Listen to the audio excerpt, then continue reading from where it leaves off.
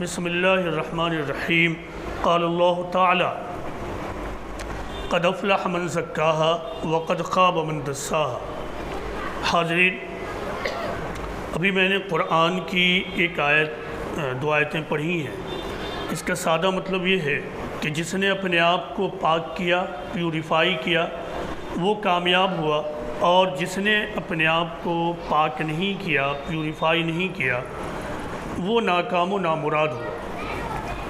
دیکھیے، ہمارے سامنے بنیادی طور سے دو دنیایں ہیں، ایک مادی دنیا اور ایک انسانی دنیا۔ مادی دنیا کا مطلب ہے مٹیریل ورلڈ، جو ہمارے سامنے ہمارے چاروں طرف موجود ہے، اور انسانی دنیا یعنی ہماری دنیا۔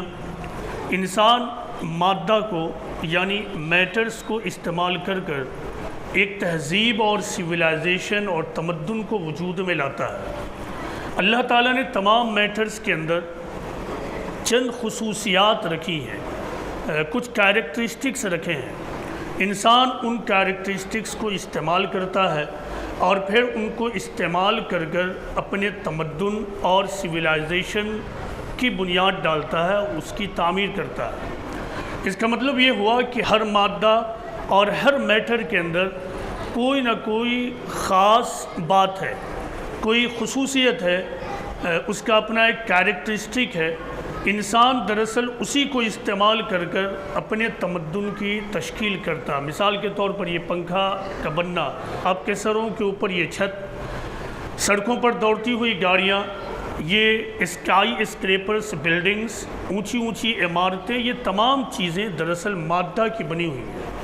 اس کا مطلب یہ ہے کہ اگر یہ میٹرز اپنے اندر کی یہ خصوصیات اور اپنے اندر کی یہ کیریکٹرسٹکس، دوسرے لفظوں میں کیریکٹر، کھو دے، تو پھر انسان اپنے تمدن اور سویلائزیشن کو تشکیل نہیں دے سکتا ہے۔ مثال کے طور پر انسان سمندر کے اوپر یا دریا کے اوپر لوہے کا ایک برج بنائے، لیکن جلد ہی بعد اسے معلوم ہو کہ یہ لوہے کا برج انتہائی ملائم اور نرم ہے۔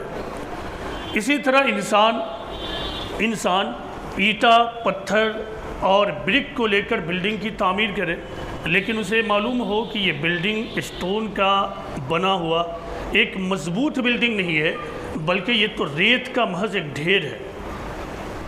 تو آپ اندازہ لگا سکتے ہیں کہ انسانی سویلائزیشن کا کیا حال ہوگا، انسانی تمدن کا کیا حال ہوگا۔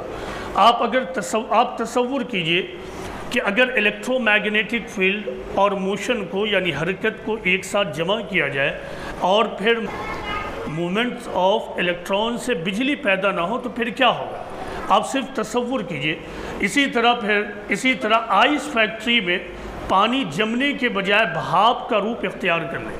آپ اپنی گاڑی میں پیٹرول کو بھریں، لیکن جب انجن کو استعمال کرنے لگیں تو معلوم ہو کہ اس پیٹرول میں وہ طاقت نہیں ہے کہ وہ اپنے آپ کو انرجی میں کنورٹ کر سکے، تو ظاہر ہے یہ پورا کا پورا تمدن اور سویلائزیشن اچانک ڈھہ پڑے گا۔ یہی معاملہ انسانی معاشرے کا ہے۔ انسانی معاشرہ کیا ہے؟ انسانی معاشرہ اور ہیومن سوسائٹی دراصل افراد اور ویکتیوں کے مجموعے کا نام ہے۔ جب بہت سارے انسان ایک ساتھ جمع ہو جاتے ہیں، مجموعے کی شکل اختیار کر لیتے ہیں، تو پھر ایسے ہی گروہ کو، گروپ کو ہم انسانی معاشرہ یا ہیومن سوسائٹی کہتے ہیں۔ ہیومن سوسائٹی اچھا ہو یا برا ہو، انسانی معاشرہ بہتر ہوگا یا پھر نامناسب معاشرہ بن کر تیار ہوگا، یہ مکمل معنوں میں ڈیپینڈ کرے گا اس معاشرے میں رہنے والے افراد اور ویکتیوں کے اوپر۔ اگر کسی خاص معاشرے اور سوسائٹی میں رہنے والا ہر فرد اور ہر ویکتی اپنے اپنے مقام پر کھڑے ہو کر ٹھیک وہی کردار اور کیریکٹر کا مظاہرہ کرے جو اس سے مطلوب ہے، تو پھر انسانوں کے ایسے مجموعے کا معاشرہ ایک بہتر معاشرہ، دوسرے لفظوں میں ایسے ہی معاشرے کو ہم اسلامی معاشرہ کہہ سکتے ہیں۔ لیکن کسی انسانی معاشرے میں موجود افراد کا مجموعہ، انڈیویجولز کا کلیکشن اپنے کیریکٹر کو کھو دے، اپنے کردار کو کھو دے، تو پھر یہی انسانی معاشرہ انسانی مجموعے کے روپ میں دکھنے کے باوجود جانوروں کے ایک گروپ کی صورت اختیار کر لے گا۔ انسان سے مطلوب ہے کہ انسان جہاں کہیں بھی ہو اپنے کردار کو ظاہر کرے۔ کہیں پر اس بات کی ضرورت ہوتی ہے کہ انسان اپنی پختگی کا اور میچوریٹی کا اظہار کرے، تو انسان کو چاہیے کہ وہاں کھڑے ہو کر وہ اپنی پختگی کا اظہار کرے۔ لیکن ایسا ہو کہ وہ اپنی پختگی اور میچوریٹی کے بجائے وہ نرمی کا اظہار کرے، تو ظاہر ہے یہ کردار کا مظاہرہ نہیں ہوا۔ کہیں پہ ضرورت ہوتی ہے کہ انسان بالکل خاموش ہو جائے، ٹھیک اسی طرح جس طرح ہمارے چاروں طرف پتھر بالکل خاموش پڑے ہوئے ہیں، کبھی ضرورت ہوتی ہے کہ انسان چل پڑے، جس طرح ہم دیکھتے ہیں کہ ہوا اور سیلاب بغیر رکے ہوئے چلتے ہی رہتے ہیں۔ جب انسان اپنے معاشرے میں رہتے ہوئے اپنے ان کردار اور کیریکٹرز کا مظاہرہ کرے گا تو پھر وہ معاشرہ ڈیولپڈ معاشرہ کہلائے گا، لیکن اگر وہ ایسا نہ کرے تو اس کا مطلب یہ ہے کہ انسان نے اپنے کردار کو کھو دیا۔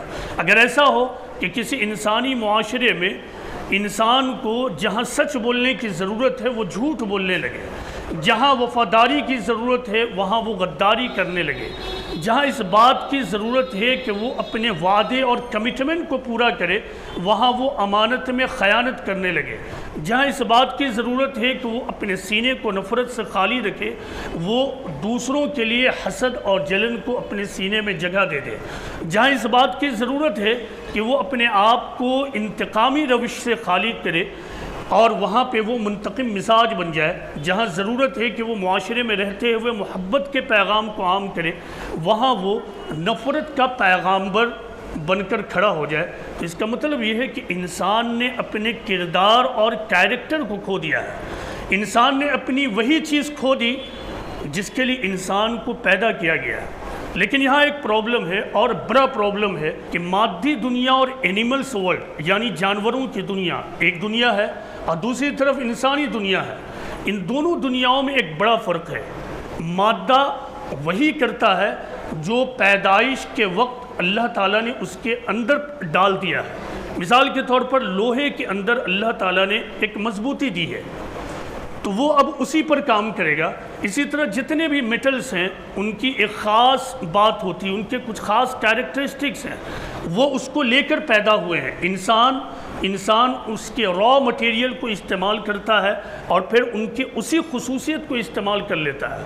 اسی طرح جانوروں کی دنیا کو جب آپ دیکھیں گے تو جانوروں کی دنیا کا بھی یہی حال ہے، وہ خدا کی طرف سے کچھ خصوصیات لے کر پیدا ہوتے ہیں، انہی خصوصیات کو وہ استعمال کرتے ہیں۔ سائنس کی زبان میں اگر میں عرض کروں تو جانور اپنے انسٹنکٹ پر عمل کرتے ہیں یعنی فطرت پر عمل کرتے ہیں، اللہ تعالیٰ نے ان کی فطرت میں کچھ باتیں ڈال دی ہیں، لیکن انسان کا معاملہ ٹوٹلی ڈیفرنٹ ہے۔ انسان کو اللہ تعالیٰ نے کردار سازی کے لیے کچھ خام مٹیریلز دے دیے۔ سائنس کی زبان استعمال کروں تو ہماری فطرت میں پیدائشی طور پر اللہ تعالیٰ نے کچھ خام مٹیریلز دیے ہیں، را مٹیریلز دیے ہیں۔ اب یہ ہماری ذمہ داری ہے کہ ہم ان را مٹیریلز کو استعمال کر کے اپنے کیریکٹر کو اپنے کردار کو اعلیٰ کردار بنائیں، بہتر کردار بنائیں اور اپنے آپ کو بد کرداری اور برے کردار یا کمتر کردار سے اپنے آپ کو بچا لیں۔ یہ مکمل معنوں میں ہمارے اوپر ہے۔ جب ایک انسان پیدا ہوتا ہے، یہیں سے میرا کنسرن ہے آپ کے لیے کہ اس بات کو خوب اچھی طرح سے سمجھیے کہ جب ایک انسان پیدا ہوتا ہے تو آپ نے غور کیا ہوگا کہ یہ انسان مکمل معنوں میں ایک ہیلپ لیس وجود ہوتا ہے، یعنی بالکل لاچار، بالکل بے بس۔ وہ اپنے مقام پر کھسکنے کے لیے بھی دوسروں پر منحصر ہوتا ہے۔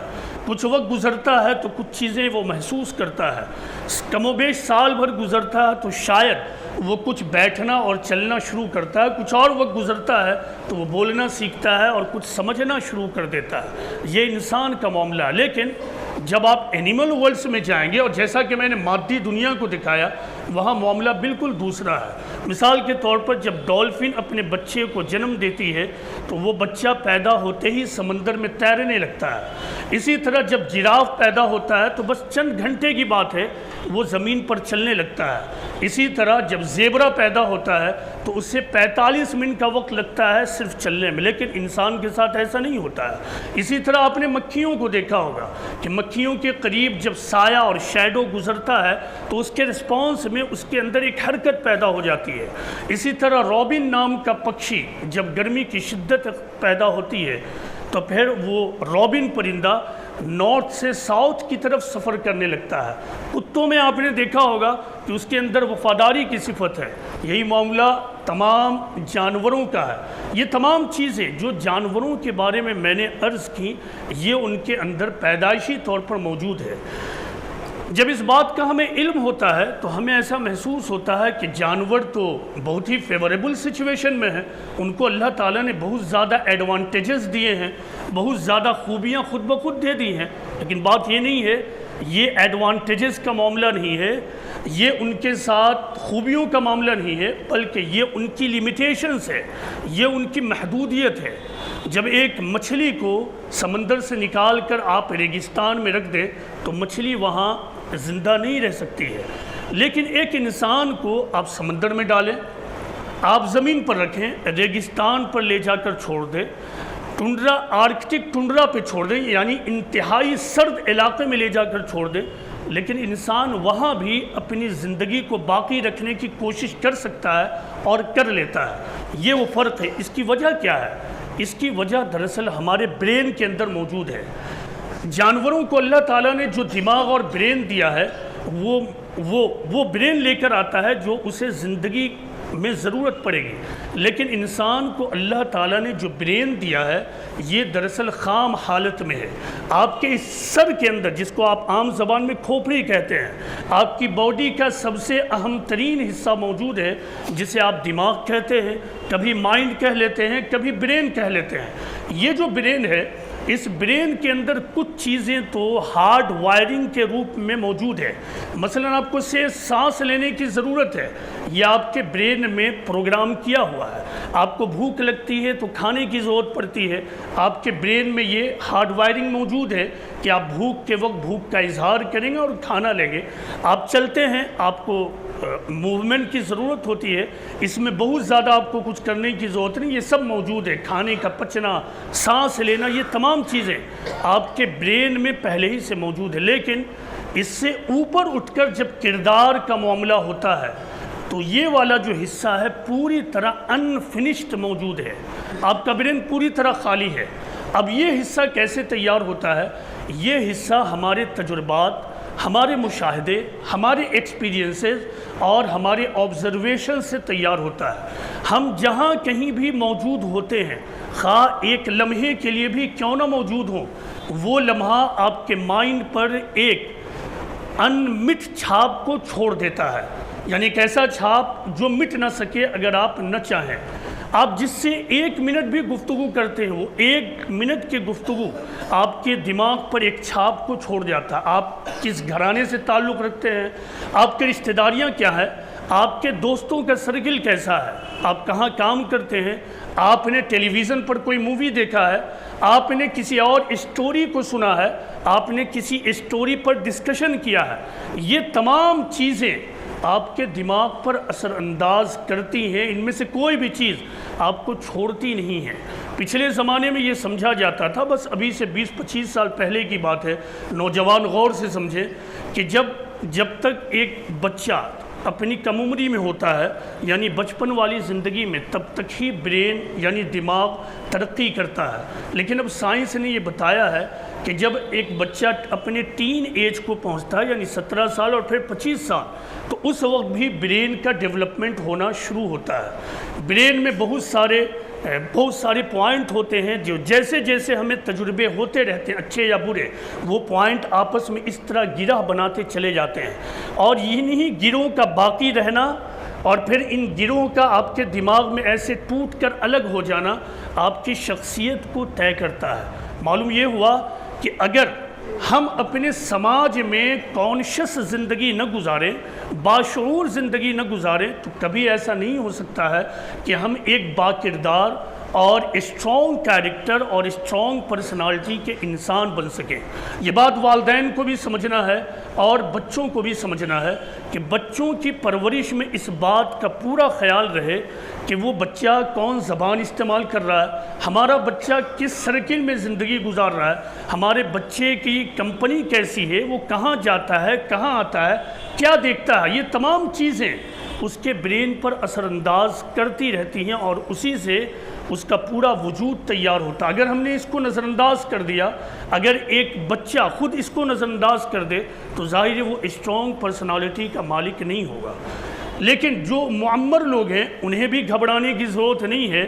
سائنس کے علم نے یہ بتایا ہے کہ 25 سال کے بعد بھی جبکہ ایک آدمی پوری طرح نوجوان ہو جاتا ہے، اس وقت بھی اس کے دماغ میں تبدیلی ہوتی رہتی ہے اور اس کی گنجائش باقی رہتی ہے، کیونکہ اللہ تعالیٰ نے ہمیں جو دماغ دیا ہے یہ دماغ دراصل پلاسٹک نیچر کا ہے۔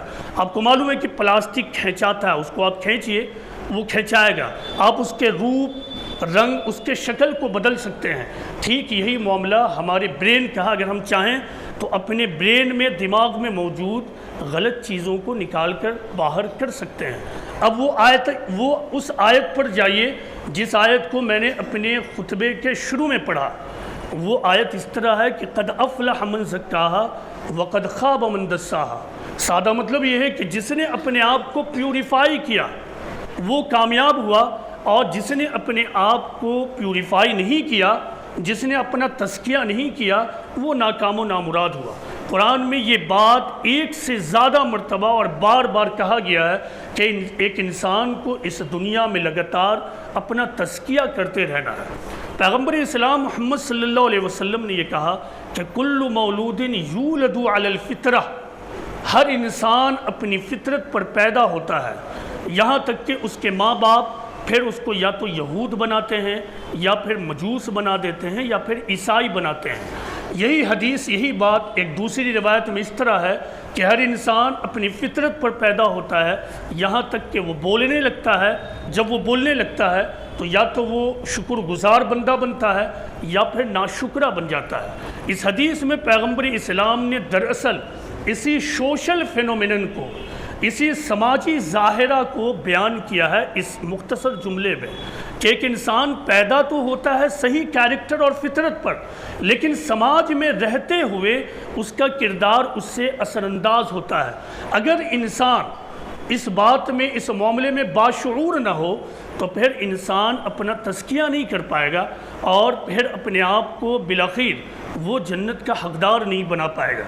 نفسیاتی طور پر علم نفسیات ہمیں یہ بتاتا ہے کہ انسان کے دماغ کو دو بڑے حصوں میں تقسیم کیا جا سکتا ہے۔ ایک حصے کو ہم کانشس مائنڈ کہتے ہیں، یعنی باشعور یا شعوری دماغ، اور ایک حصے کو ہم سب کانشس کہتے ہیں، اور ایک تیسرا حصہ بھی ہے نان کانشس جو سب کانشس کے بعد آتا ہے۔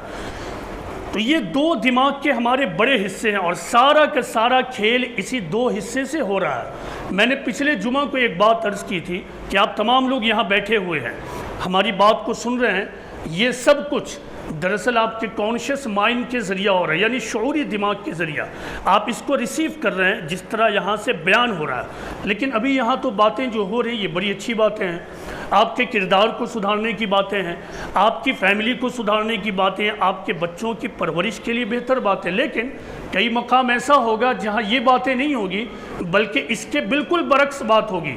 تو اب اگر وہاں آپ نے اپنے کانشس مائنڈ کو استعمال کر چیزوں کو ریزن آؤٹ نہیں کیا، یعنی رائٹ اور رانگ میں نہیں بدلا، صحیح اور غلط میں اس فرق نہیں کیا، تو پھر وہ تمام چیزیں، تجربات اور وہ باتیں آپ کے دماغ میں اسی طرح جاتی رہیں گی۔ یعنی ایک انسان نے کہا کہ فلاں آدمی چور ہے، لیکن وہ چور نہیں ہے، اس نے کہا اور ہم نے اس کو سنا اور اپریشیٹ کر لیا، تو اب میرے دماغ میں بھی وہ چور والی بات چلی گئی۔ پھر اس نے کہا کہ چوری کرنا تو بہت عام بات ہے، اگر تجارت میں جھوٹ نہ بولی جائے تو پھر ہم تجارت کر ہی نہیں سکتے۔ ہم نے اس کو سنا اور ایز اٹ از دماغ میں اس کو لے لیا، اب یہ بات اسی طرح چلی گئی۔ یہ کانشس مائنڈ کا کام۔ اب یہ چیز جو آپ کے دماغ میں جہاں گئی یہ ہے سب کانشس مائنڈ۔ آپ کے سب کانشس مائنڈ کا معاملہ ٹھیک اسی طرح ہے جس طرح زمین کا معاملہ ہے۔ زمین میں کیا ہوتا ہے، کسان اس میں بیج بوتا ہے، تو کسان جو بیج اس میں ڈالے، ایک مالی اور ایک گارڈنر جس طرح کا بیج اس میں ڈالے گا ویسا ہی درخت زمین اس کو دے دے گی۔ ایسا نہیں ہوگا کہ ایک کسان اور ایک مالی زمین میں ببول کا بیج بوئے اور پھر وہ توقع کرے کہ اس سے آم کا درخت ہوگا، وہ کریلا کا بیج بوئے اور پھر وہ توقع کرے کہ اس سے ایپل یعنی سیب یا پھر دوسری اسی طرح کی چیزیں ہمیں مل جائے، ایسا کبھی نہیں ہوگا۔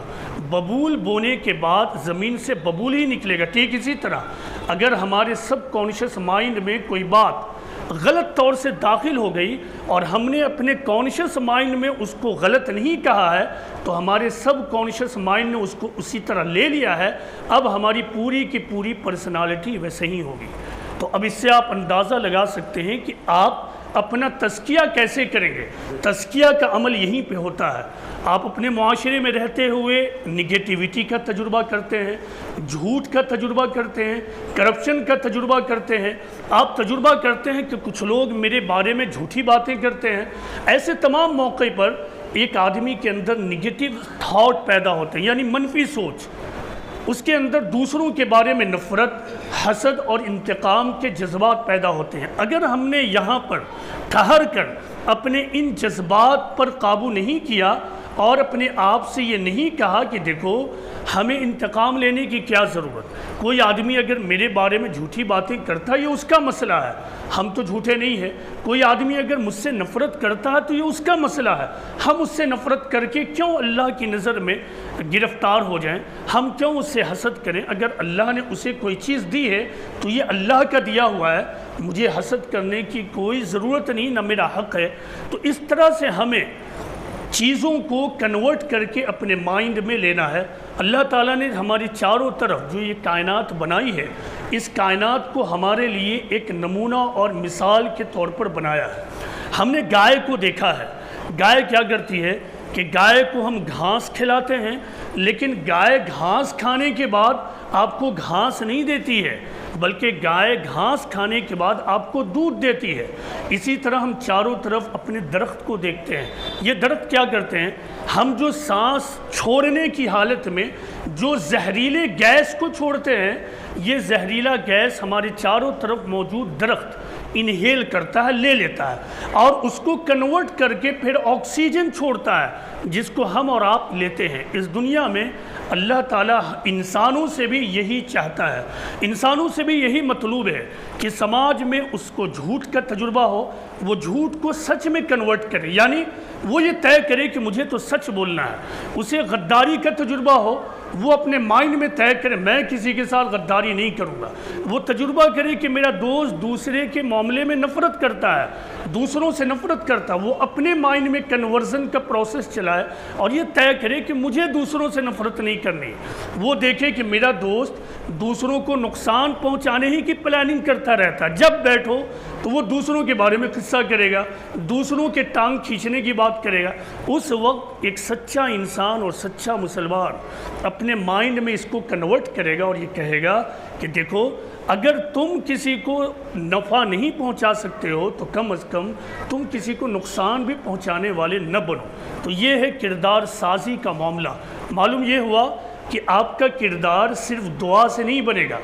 اگر کوئی آدمی یا کوئی والدین یہ چاہتے ہیں کہ میرے بچوں کا کردار اچھا ہو تو انہیں دو باتیں خوب اچھی طرح جاننا چاہیے۔ نہ تو کردار اس بات پر ڈیپینڈ کرتا ہے کہ کوئی بچہ کس کی اولاد ہے، اور نہ کردار اس بات پر ڈیپینڈ کرتا ہے کہ محض آپ کسی بزرگ سے مل لیں، کسی عالم سے مل لیں اور ان سے کہہ دیجئے کہ حضرت آپ میرے بچے کے لیے دعا کر دیجئے کہ تاکہ یہ نیک اور صالح بن جائے، یہ اعلیٰ کردار کا آدمی بن جائے۔ ایسا نہیں ہوگا، اس کا ایک عمل ہے اور یہ عمل انتہائی شعوری عمل ہے، سوچا سمجھا عمل ہے۔